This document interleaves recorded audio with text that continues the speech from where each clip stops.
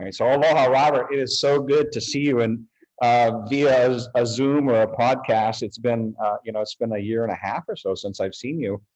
The last time here in Honolulu at the Ala Moana Beach Park, when we had your presence at a great rally, a Liberty rally. Really, the rally was focused around the mandates that our lovely governor had instituted on the people of Hawaii, and it was an honor for us to have you. Just bringing so much wisdom about the nature of the proposed quote vaccine and its implication and consequences on the people. And so it was an honor to have you then, and it's a blessing and honor to talk with you now. So thank you for joining me. Well, Gary, thank you. It's glad to see you again and to hear of an update from the islands. I did come subsequent last winter. I think it was in December-ish. We were there for another training. We stayed at one of the homes up on the hill and participated in another series of trainings for physicians, both from the islands and from all over, that took place at that very nice wedding venue there that used to be a sugar mill. I don't remember the name of it, but it's a fantastic venue. Yeah. I actually heard about it, but obviously I didn't attend. That's not my wheelhouse. But I do recall, and see regularly your continued input and stand and support for clarity and for authenticity and reality in the in the health sphere of things. I remember our time together at Ala Moana. Really, the people of Hawaii were so hungry and are still hungry for the truth. We can just a bit of an update. At that time, I was directing the Aloha Freedom Coalition. That's when we met, and that stand for liberty still is continuing to this very day. The AFC, the Aloha Freedom Coalition, is still continuing their work. They're doing a great job. They're transitioning somewhat to more of a resource center versus kind of an active participant in the community. But it is an important piece, and so it's been a great journey. And we've saw since your arrival here, we saw some great rallies in Waikiki. There was 4, 5, and 6,000 people marching down Waikiki, really declaring these emergency mandates were unconstitutional and were violating our civil rights. And so part of your participation was really to give the people the understanding of where their rights really stood. Well, you're exactly right. And since that time, there's been so many studies that have come out that demonstrate clearly that you are on the right side of science in your positions, not only on the right side of politics and freedom and constitutionality, but also on the right side of science. It's been shown clearly now that the mandates and the lockdowns caused far more death and economic damage than they might have saved. They are really going to go down in history as one of the great tragedies in public health, as far as I'm concerned. And I applaud you and your colleagues for having the courage to provide leadership at that time, to take a risk, to take a stance against what you saw as inappropriate, and which the data have now validated that, in fact, they were not the right thing to do. And in the case of Hawaii in particular, I've always been fascinated, an island that is so dependent on tourism. And to do this, to decimate one of your core industries, to damage your populace like this so casually, it indicates a political structure that is out of touch with the people and the needs of the island, as far as I'm concerned. It was really amazingly arrogant. And I think, it was bad enough here in the States and the continental United States, but for the island nations, both Hawaii and Puerto Rico, I think they really, and as well as Polynesia, Fiji, I hear, is still locked down basically unless you've been vaccinated. I just don't understand what the thinking is in the political leadership in these island political groups to do this to the people.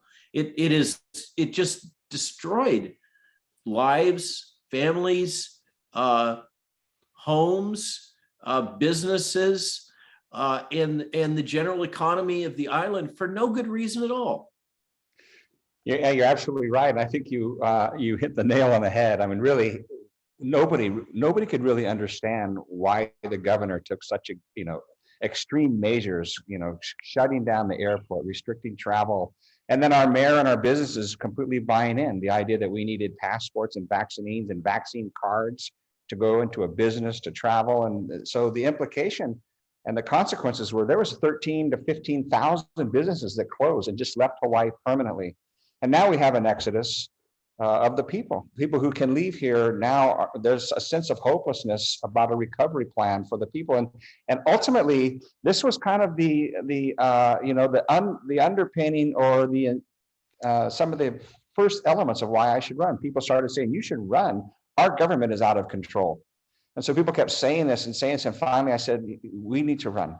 We need to actually bring righteous government back to the state of Hawaii so that the people would not suffer from nonsensical policies." And they all look to the Department of Health. The Department of Health obviously uses the CDC and their information to justify these positions. We're still struggling with our schools. Our kids in school here are still wearing masks. And I hear that. It's really unbelievable. And they dismiss the people outright. I mean, people are very angry, and rightfully so, that the government is so out of touch. You said it exactly right. The government is out of touch with reality, and policy is following their thinking. It's irrelevant. It's inconsistent, and it doesn't think about the general health of our state. And it really led to, in some degree, the why I'm running. And so, you mentioned the political piece. I'm sure that your influence and your mana, your wisdom that you brought into the national discourse is helping candidates around the country to really establish good health policy. And that's what our intention is going to be here in Hawaii, that we'll have medical health and department heads that actually take into account reality, not a drummed up fear-based policy, which what you've experienced. Yeah, I think as I've gotten deeper, and I'm nearing the completion of this book that Tony Lyons asked me to write on the lies my government has told me in the better times ahead. And it's forced me to really go deep into trying to understand what's going on here. And none of this makes sense from a public health standpoint. It doesn't make sense based on the science that we know, and the risks and adverse events and consequences of the vaccination and over-vaccination are coming out quite clearly. There was just another paper published in Science last week that showed that the vaccination is actually damaging ability to respond to Omicron. That's why so many people are getting repeated infections with Omicron. But I hear there's some other good news from the island, from Maui in particular. I heard that my good friend, Dr. Lauren Pang, managed to come out under the incredible cloud that was placed over his reputation, and was, very much a political hack job. Right. I was stunned when it happened, and I'm so glad and relieved that he has been vindicated, but it's still a horrible tragedy what he had to go through. I know it was damaging to him personally. I know it upset his wife extremely. And what shocked me about all that was Lauren has been a faithful public servant to the people of Hawaii, literally his whole life. I think he's a fourth generation Hawaiian native. He struck me as the kind of person, if anybody, that should have been treated with respect and listened to. I think that, as I recall, there's some particular cultural words and attitudes about respect on the islands that come from the native population that is kind of core. Aloha is a word. And I think there's some other key words there about treating others with respect. And what happened with Lauren, I just found shocking. Yeah, it was amazing. As soon as they were aware that he had suggested that therapeutics was a reasonable consideration, the state Senate, our state Senate leader, Scott Psyche, actually called for his resignation. And the fact that that was backed up by the legislative piece and implemented and put into the public square, it was censorship. It was such a blatant aspect to censor those who actually are thoughtful. They actually want public health. They don't want protocols and ideas being pushed upon the people. And so we were shocked as well. And he has survived, and it's almost those kinds of that kind of language is almost what has to be used. He survived this onslaught. Yes. And the underpinning of that is still in place. Those political leaders are still promoting these kinds of policies, and it is unacceptable. And these folks need to go. My impression was that some of this may have been retaliation against him for his stance in leadership on the Monsanto issues. That may be. I'm actually not aware of that. I know that was a big issue for the people in Maui and other islands, because Monsanto was just basically introducing chemicals into the ag industry, and a lot of people were opposed to that. And I think it's common sense. And I think the fact that even that you mentioned a moment ago about the vaccines being continued to be promoted, I noticed that Moderna is going to get approval to vaccinate or quote shoot kids up to 6 months from 6 months on. That we're promoting that, I don't even understand that. Is there any in your opinion, is there any way to avert that? I'm afraid not.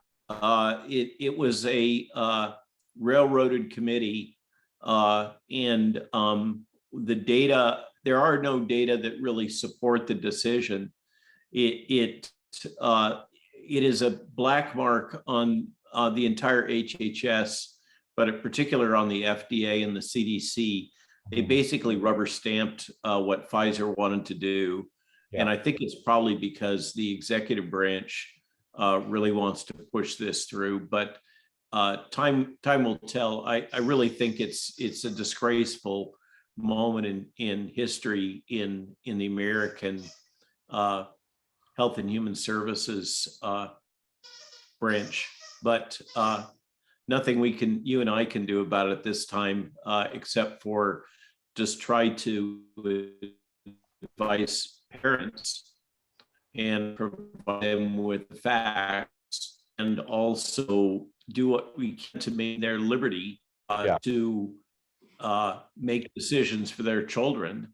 And any attempts by the state to place mandates for something that doesn't cause significant disease in children, except for any rare children that have major pre-existing conditions. Right. But all of this masking of children and the harassment that children experience if they haven't been vaccinated, the harassment they experience in school, it's driving parents. I know parents in Maui that have set up homeschooling for not just their children, but also facilitating homeschooling for others. Right. So that parents have an option. For parents, as you know, for parents that are not wealthy, these mandates force them into a position where they basically have to choose between going to work or vaccinating their children, which they may not wish to do in many cases. The whole thing is just so wrong.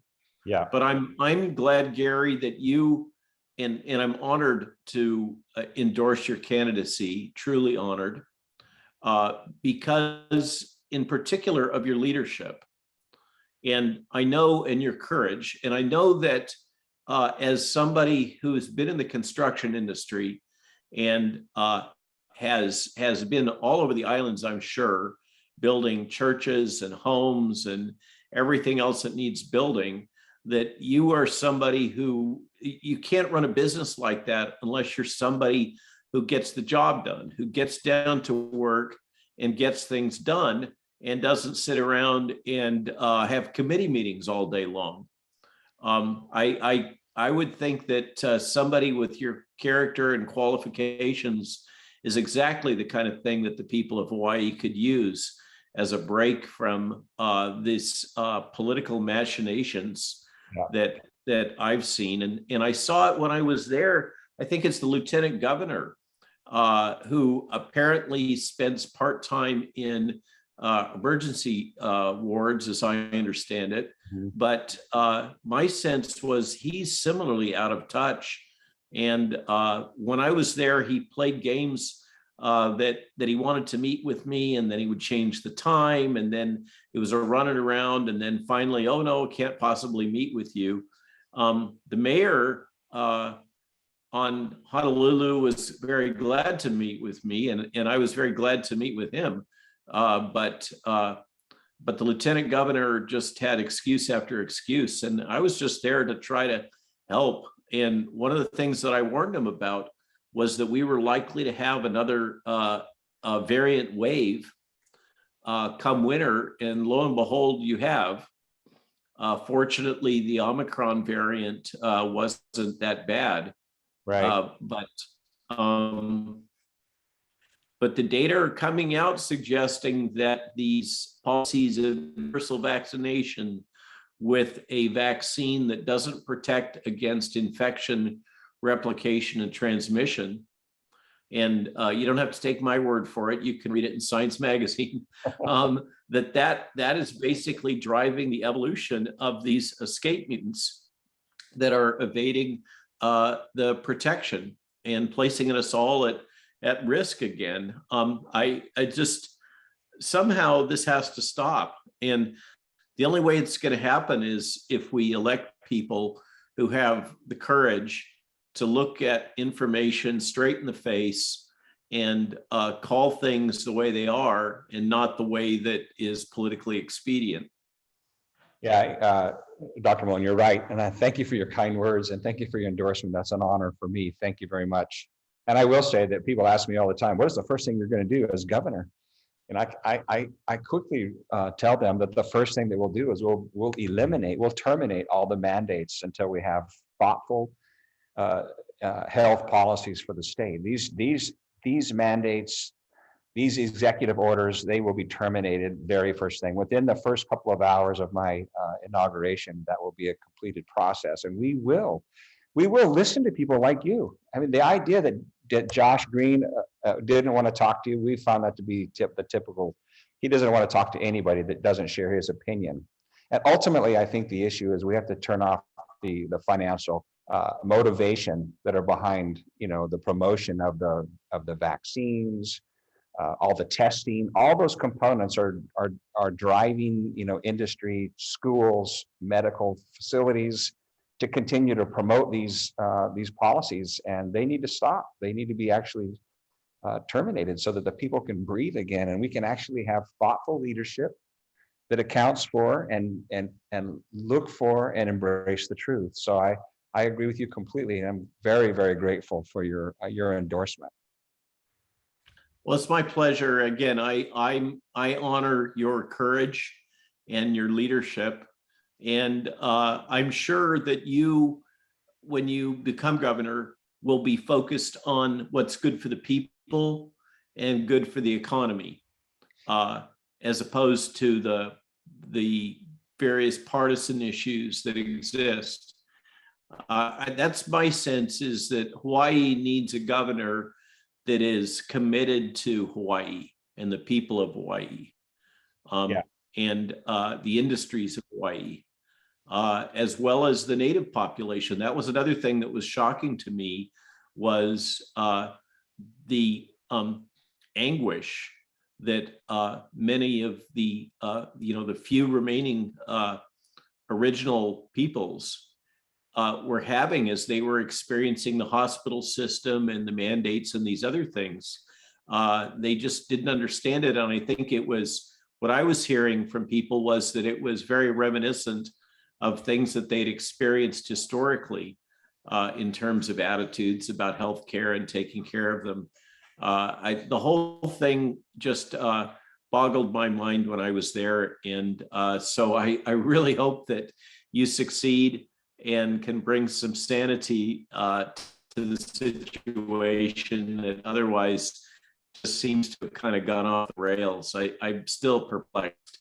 I thought that this was good policy for an island that's so dependent on tourism and small businesses.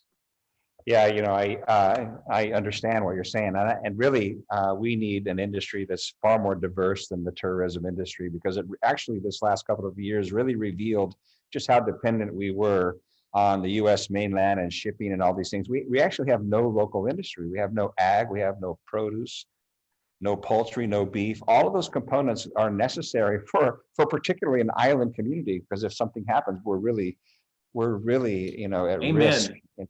of There's remarkable. I've been spending a fair amount of time in Puerto Rico also, and I'm struck both island clusters have suffered from the effects of the sugarcane industry, which has decimated their agriculture, just as you say, and resulted in islands that are not able to sustain themselves, and yet they sit on this rich loam soil.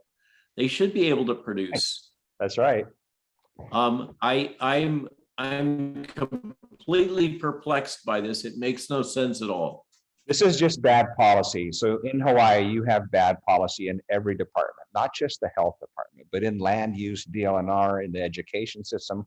All of these policies have been driven for decades now by those folks who are not about the people. Even when you mentioned a few minutes ago about running for the people, my run is for the people. The political affiliation really doesn't matter to me. What I want is for a healthy state where the people can thrive, where we can actually experience the word aloha, life, liberty, freedom, that we're a family-friendly state. I can remember, wasn't that long ago when families used to come here and have wonderful vacations. But the way things are turning out currently in our state is it's becoming an elite market where only people with a great deal of resources can come and afford to enjoy a vacation here. And the sense of aloha is disappearing. You see it in the roadways, we see it in crime, we see it in people on the street, and every aspect of our society is suffering because we have bad political leadership. And you're right, they lack the courage to actually speak the truth. And that's what we're about. We're actually going to speak the truth, and we're going to submit policies and change policy makers. And that's really the key to governing in Hawaii. We need to change policy makers. And as we do that, we'll begin to recover from not just 2 years of COVID breakdowns, but decades of bad political, self-promoting, power-hungry legislators who really are not considering the welfare of the people. So, in your short time here, you've discerned a lot. Well, I thank you for that. I try hard to listen to people. Yeah. And I think that's also part of Hawaiian culture, isn't it? Yes, it is. This is a family-based culture. It's people, if you were to use political terms, we're typically a democratic, a blue state, but the family values here are very conservative. The family getting together, the family unit, backyard barbecues, going to the beach, supporting your high school football team. These are core family principles here in Hawaii, and they run deep, they run for generations, and that hasn't changed. Just the pressure to survive. The cost of living here, the cost of housing, the cost of food, everything's under so much pressure because of our bad policy from our legislators. We have the highest taxes, we have the highest homeless rate, we have the lowest educational performance tests in the nation. We lead the way in lots of bad ways. We lead the nation in lots of bad determining policies. And so, man, we need change. We need change here. We need you back to speak to our department. When we come into office, I'm going to be reaching out to you. I hope that's a reasonable request. It would be my honor. Yeah. And I've also provided testimony and support in Tennessee, which is passed legislation allowing ivermectin to be sold over the counter. That's right. I'll be testifying at the Texas State Senate next Monday as they're doing a retrospective analysis and thinking through what they can do so that they're not subjected to these types of policies in the future. Mhm. And it's also been my great honor to be able to interact with Ron DeSantis Mhm. and Joe Latipo, who's another great leader. Both of them are. Talk about courage. I think Ron DeSantis, whether you're left, right, or center, that's a man who's got some guts. That's right. And he's called it like he saw it. And I think that you're also speaking to something that one sees anytime you have a single party dominate politically, then you get an imbalance. You have a tendency to swing too far in different directions that aren't really productive. You need to have some balance between opposing forces to keep everything on the straight and level. Yeah. And in particular, having people that come from the real world. Mhm. They call it the analog world, the world where people. You mentioned swing and hammer, the world where people actually do stuff. Yeah. Don't sit behind their laptops and peck away, but have to get out there in the sunshine and get projects done and work with other people. I think that background has got to prepare you well for building coalitions and reaching across the aisle and working with people from all walks of life, because that's what you have to do in construction. That's right. You work with people that are really pretty rough, all the way through high level clients, et cetera. I mean, Yeah. you can't pick and choose, right? That's right. And actually there's a great deal of metaphors that are very similar from running a construction business as running as an administration. The same basic building blocks are in place. You have to understand the resources that are available. You have to understand the target that what you're to achieve. You have to build teams, thoughtful teams in the planning, the long-term planning, the consequences of your planning. You have to build subcontractors. You have to understand budgets. You actually have to understand a timeline, a completion date. So if you don't get it done on time, you actually lose money. So project management. You have to understand insurance. You have to understand liability. All of these components are part of good governance. So whether you're governing a business, whether you're governing your family, or whether you're governing a state, all of those components, they transfer almost straight across. So you're absolutely right. And over the years, I've had the entire gamut. You've had everything from wonderful, amazing clients to clients who could not be pleased no matter what. And then you have all types of breakdowns in a construction project, whether it's a subcontractor. And you have to solve those problems. Another thing is, in your business, at the end of the day, you can't say, oh, it was somebody else's fault that didn't get built or that it fell down, right? Yeah. You have to own it. At the end of the day, there's somebody who's actually responsible for the end product. This is a missing government. I just noticed President Biden said, yeah, there's another variant on the way. There's another one on the way. And we're telling people in Hawaii, political season, and the politicians have backed off a little bit on the presentation of this baton today. And so I think, as governor, and I appreciated your comment about somebody's got a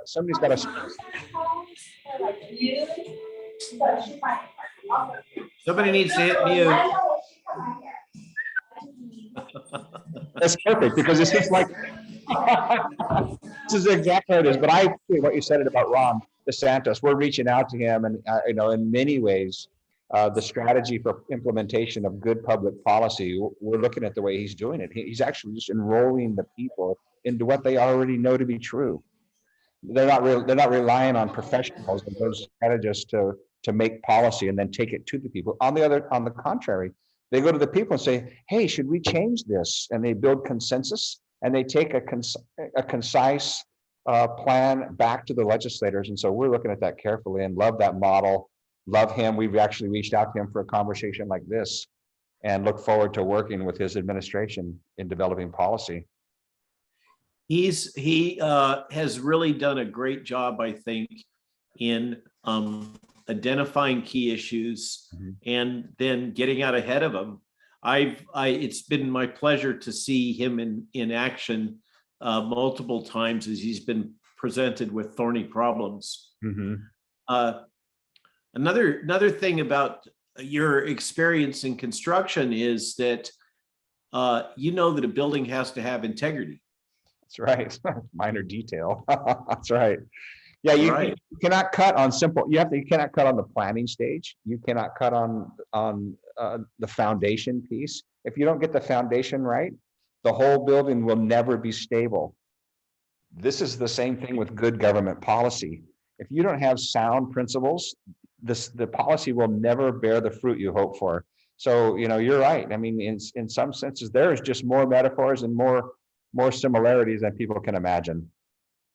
Yeah. So, well, it's been my pleasure to have this chat, and very much my pleasure to endorse you. I wish you the best. I really look forward to sitting down with you on a beach chair sometime in the near future, watching the waves come in as the sun sets. Yes. And talking about all that's going on, and also getting updated on how the children of the islands are doing, which are the most important thing, I think, for all of us. That's right. Is taking care of our children. And so I thank you and honor you for your leadership, and for reaching out and asking me to endorse you. And I just wish you the best, and wish the best also for the people of the islands.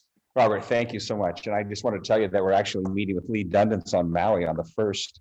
You know her, I'm sure you know her very well. I do, yes. Her, and we're going to meet with her and Lavana. You know Lavana as well. So on Maui, on Kauai, check that. We're going on Kauai. And once again, we're going to start sounding the clarion call. Parents need to wake up and take responsibility for their children. They must stand. Parents must stop giving away their children's future for some sense of access or to overcome fear. We need to articulate that in the loudest form possible. So thank you. Thank you for your stand. Thank you for your endorsement. It's good to see you again. You look fantastic, by the way. Europe is treating you very well. You look handsome as ever. Anyway, super great. Yeah, I the person I was traveling with lives on Maui. Oh, is that? We'll leave, but he wishes to remain anonymous. Okay, well, there you go. So be it. As long as the truth gets out. Okay, we'll be good. Aloha. Bye-bye. Take care. Bye-bye.